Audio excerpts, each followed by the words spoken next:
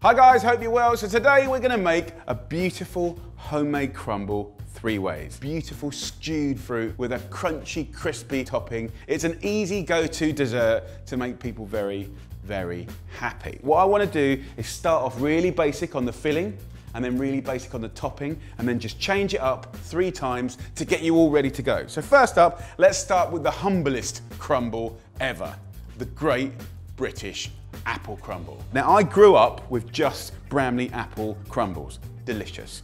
But what we want to do to achieve the most appley, delicious flavour and texture is actually mix it up using different eating apples. So we've got this lovely mixture, some big chunks, some little chunks. You want to get a nice splash of water in with the apples, pan on the heat, and then I'm going to add 150 grams of sugar.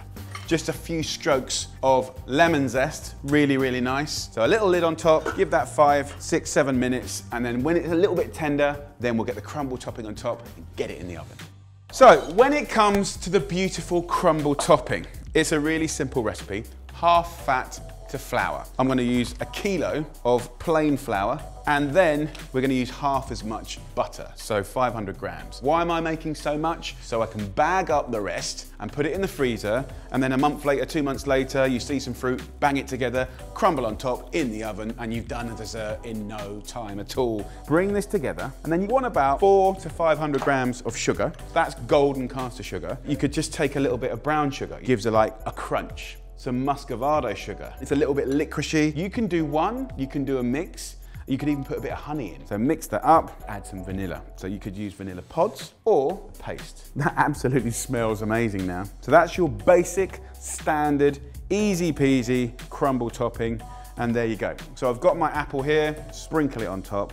Beautiful. So in the oven it goes at 180 degrees Celsius, which is 350 Fahrenheit, for about half an hour until golden and blipping and delicious. That's your basic apple crumble. Let's take it up a notch. Let's do a second version, fruit combo. We shouldn't just think that fresh fruit is the only way. Frozen fruit is a game changer. What I've got here is a berries and blackcurrant mix. Whack a gas hob on, put a little bit of water in a pan, add some sugar, just about 100 grams, and then straight in with the fruit. It's about a kilo, just half an orange in there. Let's get a lid on, bring it to the boil. Now, as far as this basic crumble topping is concerned, could we do anything to it to sort of inflict even more deliciousness? And the answer, I think, is yes. These are flaked almonds. Crunch them up like that. I absolutely love them. And let's have a look in here. It smells incredible. And now we've got a beautiful bramble crumble with an almond and vanilla topping. Yes. Right, so this goes in the oven half an hour again until golden and crisp. And then I can show you potentially my favorite crumble. And this is a stone fruit crumble.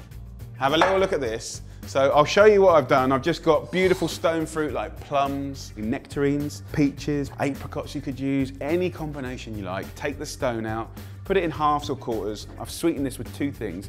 One is some honey, beautiful.